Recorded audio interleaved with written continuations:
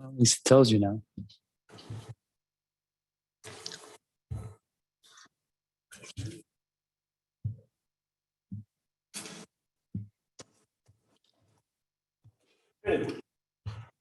Okay, with that, I will call the Thursday, June 17th Plan Commission meeting to order. Mr. Eddie, please call it all. Mr. Planning Manager. Mayor Olson. Here.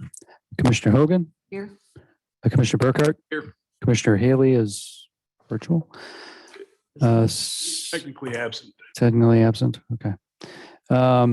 City Engineer Morrow. Here. Alderman Dandria. Here. Commissioner Leone is excused. He's absent as well. Okay. We're absent or present now. Okay. Okay, let's rise and join the Pledge of Allegiance. I pledge allegiance to the flag of the United States of America and to the republic for which it stands, one nation, under God, indivisible, with liberty and justice for all. First item on the agenda is approval of regular meeting minutes of June 3rd. Any additions or corrections? Motion to approve. Second. All those in favor? Aye. Aye. Any opposed? Motion carries. We have no public hearings tonight. We move on to business matters. D1 is Target Store. They're looking for temporary use for a whole bunch of shipping containers while they remodel the store. Mr. Martinez. Yes, good evening. As you know, the mayor, this is associated with the Target store remodel for 40 to 50 shipping containers that will be located in the parking lot. As you can see, and dumpster, also a job trailer and the charging station. The shipping containers will be surrounded with a temporary fence. The applicant has confirmed that the parking that will be taken for this application will not be detrimental to the use of the store. It's approximately 127 parking spaces in that area. It will not be blocking any ADA space or any access to the building. And staff is recommending approval with the condition that along Lovers Lane Road, the fence will be a screen because the requirement of the UDO, because it's an arterial road, so it has to be a screen. And that's it. It's from now until November the 5th. Correct, from July 12th, yeah. Mhm. The applicant's on the phone. Yes. Yes. But I'm told by the city attorney we can't talk. So at any rate, any questions for staff? Is there a motion to adopt a resolution imposing conditions and restrictions for the approval of a temporary use to allow for the placement of shipping containers on the west side of the Target store parking lot for storage use during the remodel of the Target store located at 7800 South Lovers Lane, expiring on November the 5th. I'll make that motion, but then I have a question. I'll second. Okay, let's do this in reverse. Alderman Dandria. Well, the reason why is I was looking at where Target wants to propose putting the fencing. Is that going to affect Bigsby Coffee, their drive-through scenario? And it looks like it does.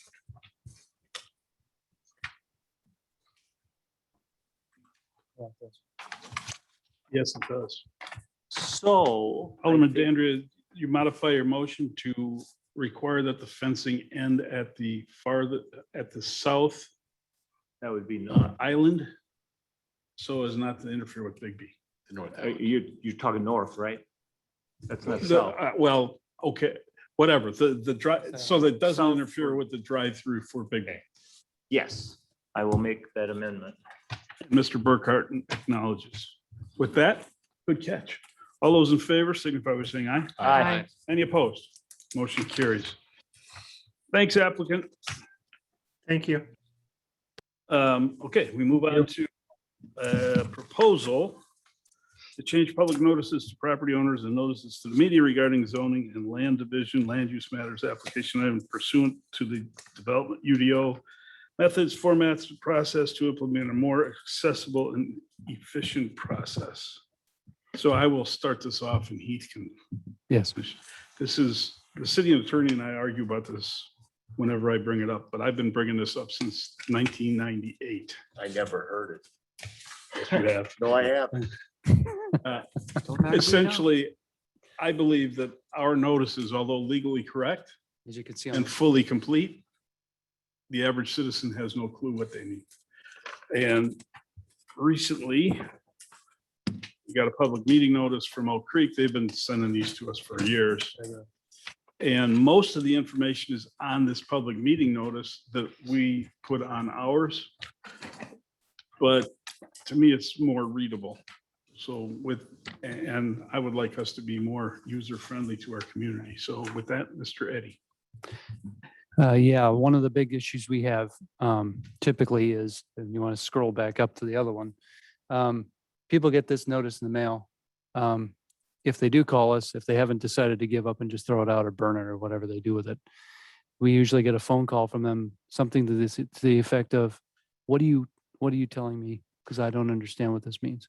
The only thing they get out of that is the phone number. Otherwise, they can't make heads or tails out of what that means. And because where the legal description is located, it's right in the middle. So they're focusing on the middle of the ad. So they have no idea what that means to them.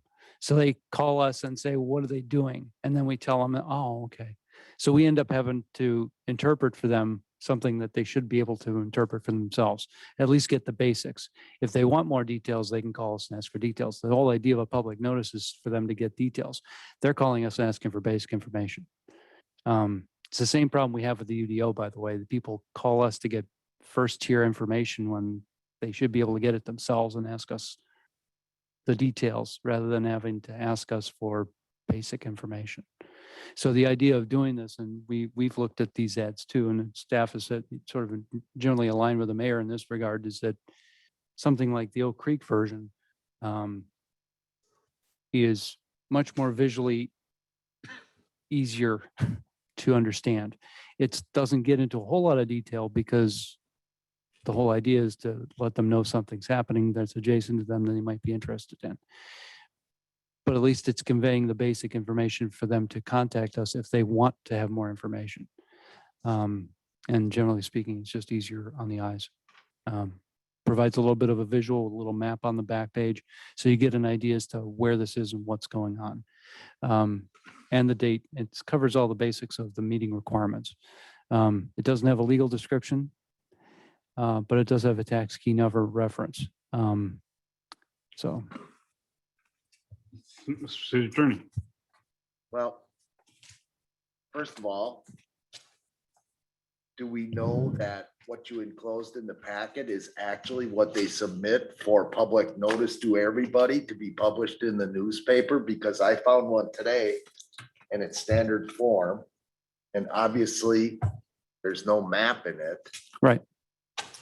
So then only adjoining property owners or adjoining municipalities would get, they get a map too.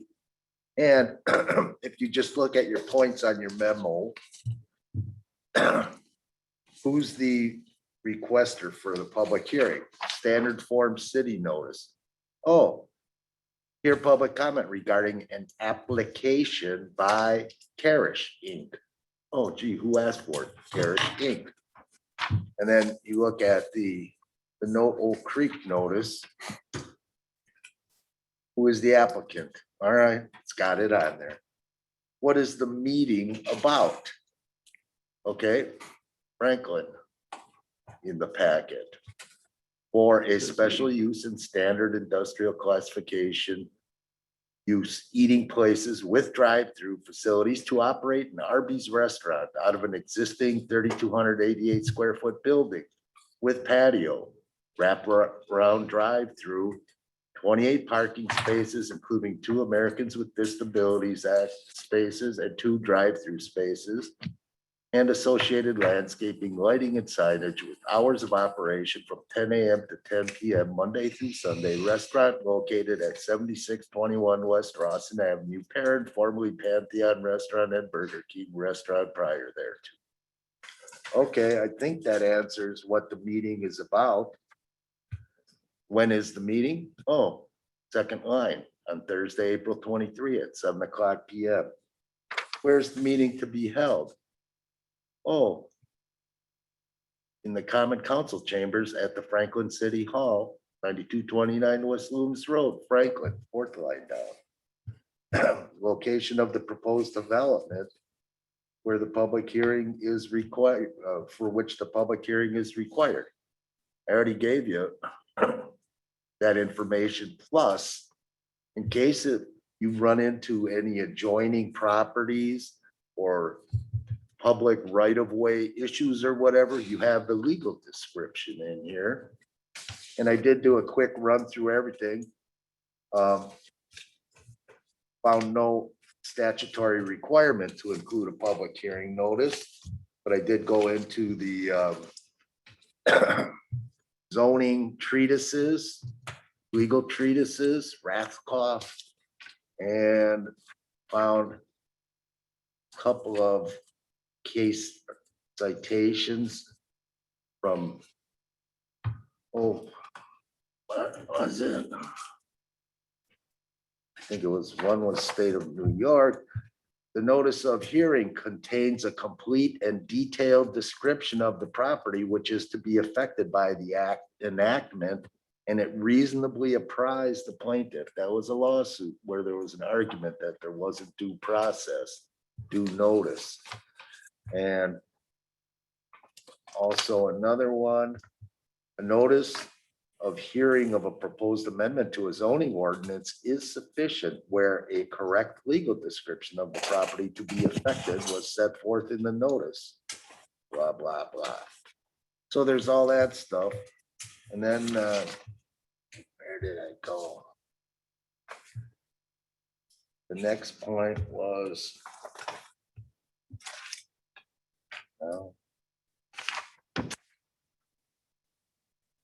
the reason for the public hearing, i.e. the code requirement triggering it. I don't see that on the example Oak Creek notice. But on the standard form Franklin, last paragraph, this public hearing is being held pursuant to requirements of, and it's got the special use section of the Unified Development Ordinance, et cetera, et cetera. It's all cited in there. And then you look at the example from Oak Creek. Oh, what's being proposed? Review site, building, and related plans for an outdoor dining area. Does it say where it's gonna be, how big it's gonna be, et cetera, compared to the example of the Franklin in the packet? And then on the backside, there's zero information there except for, a picture of the map. And especially in today's world, you got an address, throw that on Google and it's right there. In fact, that was done on a unrelated to the Plan Commission matter on the screen before the meeting started. Took about a minute and a half to come up with the property. So that's my 2 cents. It's up to the Plan Commission and staff. But, and I did go through real quick the Plan Commission handbook from the University of Wisconsin Extension. And it took terms of public hearing notice content, since it's rare to find, okay, here's what you have to do.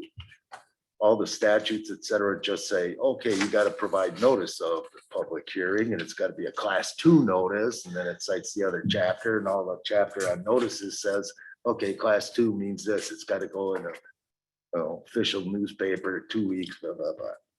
But the UW extension, following information should be included in the notice. 1, name of the governmental body that will meet. 2, date, time, and location of the hearing. 3, name of the applicant. 4, location of land involved. 5, general description of the proposal. And 6, subject matter statutory authority. That's it. So that's my 2 cents. But I just thought, I don't find this confusing at all. And you're gonna get the same kind of phone calls. Okay, this outdoor dining area. How long is it gonna be open? When does it open? Is there gonna be lighting? Will there be music out there? How big is it? How many people will be out there? You're gonna get the same phone calls on that stuff with this notice. All right, now I am done for sure. Thank you. Questions, comments from the commission? Commissioner Burkhardt. I guess just for clarity, so what's published in the newspaper would be still published in the newspaper as it's shown. The notice of public hearing is would still appear in that form in the newspaper. Would that be- Theoretically, it could. I haven't quite investigated the stuff involving the public notice for the newspaper itself. The degree to which other communities do or don't.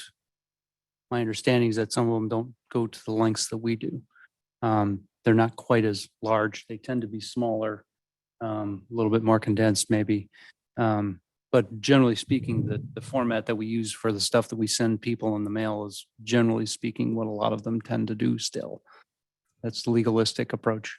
Then again, I don't know how many people actually read the public legal notices in the newspaper to get information on a public hearing notice either, except for people who have their skin in the game. Yeah, I think we've seen enough people here that didn't really understand what was being proposed or what the actual business item was. And I guess in order to save staff some time, I don't see why we can't do both. And instead of sending this out, just send both out if it's going to go to the newspaper anyway. I mean, would that alleviate some concerns of the phone calls that you're getting? Because I'm assuming it's the volume of phone calls that's really creating the issue that people don't understand. Your staff is taking time to explain it. We're having to take time to explain to them, why are they getting a notice at all? So we're at the very first question we get is, what are you telling me? Because they don't even know what it is we're telling them, because for most people, they don't read this kind of language and expect to understand what it means. So we'd rather get at least to the point where they're asking us, okay, more detailed questions like, what are they proposing to do? Specific details that Jesse brought up, how many people are going to be out there, what are the hours of operation, that sort of thing. You can roll those into here, but you can do it in a way that is easier on the eyes and for the general public. It's targeted for them rather than targeted for their attorney to read. And I understand the concern that the city attorney has with possible legal action because certain things that appear in here wouldn't appear on here. So to me, it seems simple. Instead of sending one sheet of paper, you send 2 sheets of paper, one summary that everybody can understand. And I mean, I can definitely see where a lot of people wouldn't necessarily understand this or even care to dive in and read it. So to me, you get the benefit of, you have your legal portion taken care of, and then you get the benefit of an informed public to the level that you don't have to explain the basic detail to them. And I think that's that everything is trying to get to. So if it's not too onerous on the staff to have to create both documents, I think that would probably be a pretty easy solution that takes care of both issues.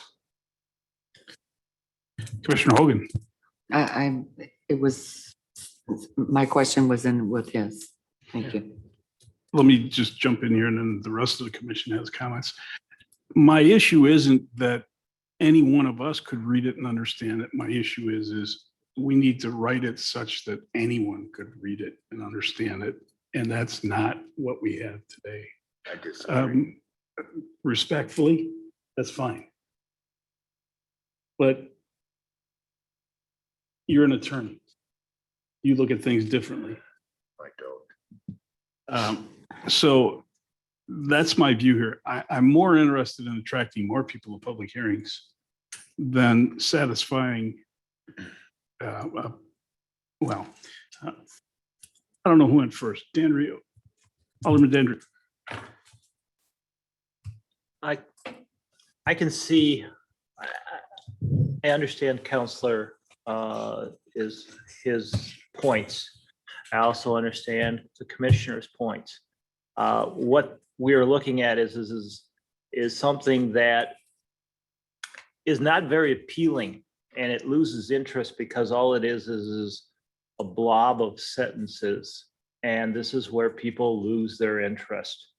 This is more eye appealing, and some people are more visual understanders of documentation versus the legal blurb that we traditionally send out. If it is not a difficult task, you can easily put together a template, and then you can do what you need to do, and it's more attractive. And so maybe it'll answer your problem or solve your problem. It may not, as the city attorney said. Okay, you may still have to field these questions, but if you want something that's more eye appealing, hey, go for it. It's a marketing piece. As the mayor said, hopefully it'll attract people in the around it to get involved and come to the committee, to come to the plan commission to have some answers or hear the answers. Okay, so I'm okay with it if you guys want to move ahead, but I'm fine with, this is more attractive. It's more presentable. That's all I can see here. The information is virtually there on both. And I can see where the location is. I can see what it's about. I can say who, but if there's more of a concern of having that proper full legal description, you can easily put that on the back somehow. So that's it for me. Mr. City Engineer. Agree with Commissioner Burkhardt. I think, if you would have to recreate the legal ad anyway with the newspaper, it doesn't sound like that's much extra work. If you would prefer to do it this way, which I can see the value for the common person to pick it up and read it, and it's text and pictures and such, I think it's obviously a lot more readable. I had a question. I hope I'm not opening a can of worms. If we're going to look at what other communities are doing, and the mayor just mentioned, our concern is really to get more people here. I mean, how many times have we heard, I didn't even know this was going on, because maybe they live just outside, the area. I've heard pros and cons from different communities that do this, but I guess one of the pros is that you get more people at the hearings. If you were to require people to do like a little yard sign, the orange yard sign, something on this property is appearing at Plan Commission. So That the was my immediate- next comment. immediate neighbors would get these. But for any of the passerbys who would have an interest in the park, that would really get folks to notice that something's going on. They don't necessarily need the whole information. Maybe the sign would say, for more information, see city website, da, da, da, da, da. But, you charge an extra $20 or whatever in the application fee to cover the cost of purchasing these signs. You just, take a big fat Sharpie and, write the date that they're going to show up at the meeting, that kind of thing. I think from communities that do it, the people seem to enjoy it. I'm not sure staff always enjoys it, but it does get more people at the meetings. Okay, the city engineer brought up something that I was going to talk about next. Sorry. No, so it's fine, it's fine. But my point is, we need something more readable, something that'll attract more people to these public hearing notices and give them more information, either visually or briefly in an easy to read format. Frankly, there's a side benefit of not printing the legal description, because we pay for column inches for each one of these. And it gets very expensive. I don't know what the budget is, but it's in the tens of thousands. So our big issue with the city attorney is what is legally required. And we can make sure that whatever's legally required is on this piece of paper, but I want it to be more visually appealing. I want it to be brief. I want it to be less legalese in terms of brevity, but I want more information on it. And we get that by looking at the map. If I read this at 10166 South 27th Street, I have no clue where that is, other than 27th Street. I flip over the map and say, oh yeah, it's right across from Wheaton. It's right next door. Well, it's close to what used to be Ray Bustler's. So now I know where it is, and we don't get any of that from ours. I challenge anybody to use the legal description to go find a property. I don't think Only a surveyor. so. But I am concerned, as the city attorney rightly brings up, we need to make sure that we're all legal, but I don't particularly care for the way they do this, but we can come up with our own. As to the city engineer's comment about placing a sign, that's what you said. I'm not saying that. I'm saying with DPW Sign Shop produces a sign that says this property is subject to zoning or building changes. For more information, call 414-425-70, whatever, no, 4024. 1420 or whatever the heck it is. And that's it. And make about 3 or 4 of those and scatter them in front of a property. And we only do it once. Nobody needs to pay for anything more than 1 round of signs. The information is there and everybody knows that something's going to happen on this property. So then they can call. That's the next thing. But we need to give direction as to whether we're going to change our format. And I think the most appropriate thing is to have staff come back with a couple of 2 mock-ups. And it'll be in either or. Can't, Brian, sorry. Thanks, though. We can talk later. Commissioner Hogan, When we're gonna be doing this mock-up thing, city attorney, would you have your input into that and make sure that whatever legal stuff needs to be in would be in? Yes, You would work with them to make sure that, because we could get sued, correct? That's your main concern, I think, correct? Am I correct on that or not? no, my main concern is always to do it right under the law. Okay, all right. I would hope that they could work together and we could develop something that's understanding to me and other people who don't understand things, and have the legal stuff in there that we need to have in there. okay, is there a motion to refer this?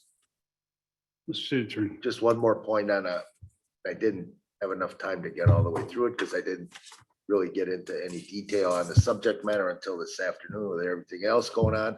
But there is, just for applications for zoning amendments, there's a requirement that the petitioner, meaning the applicant, shall provide a complete legal description of the property for which a change in zoning is requested. And I didn't get totally through with just doing key searches. Got to make sure the UDO doesn't have a requirement as to what the public notice says. And number 2, in terms of the map, if the map goes in the newspaper, it's going to cost a lot more than a legal description, I guess, for publication. And I don't know if anybody else, we'll find out if anybody else actually publishes maps and what that cost might be. Okay, is there a motion to refer this item to staff with the requirement? Can you do it by next plan or do you want a little more time? I want to give staff a little bit of time to. work So something. the second plan commission meeting of July.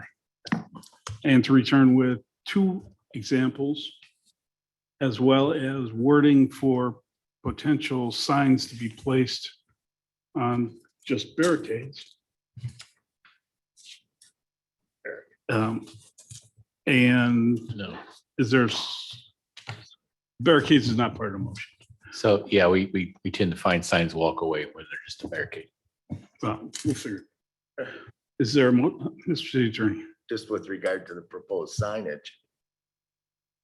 Staff was concerned about the number of phone calls because people don't know. And now you're literally not telling them anything on these posting signs. And you're telling them to call because you're not telling them anything on the sign. So it's like the other extreme. Well, it's in every jurisdiction I've ever worked in, we always posted a sign. It was required to post for public hearings. This is probably the only state I've ever been in where we aren't. It's not explicitly required. You don't want to put too much information on that sign because then people are going to stop trying to read it while they're driving, and that could be dangerous. You're just trying to convey enough information so that if they see it and they're like, oh, what's going on, they can call. That's all you're trying to do is just trying to generate some kind of traffic for them to be able to at least find out what's going on. You're not trying to convey too much information because then it becomes overload and then it can be dangerous. Did I have a second? Is there a second to that motion? Second. Any discussion? Who's the first? Andrews. Yeah, I made the first. All those in favor of the motion, signify by saying aye. Aye. Aye. Any opposed? Motion carries. Is there a motion to adjourn? So moved. Second. All those in favor? Aye. Any opposed? Motion carries. We're adjourned.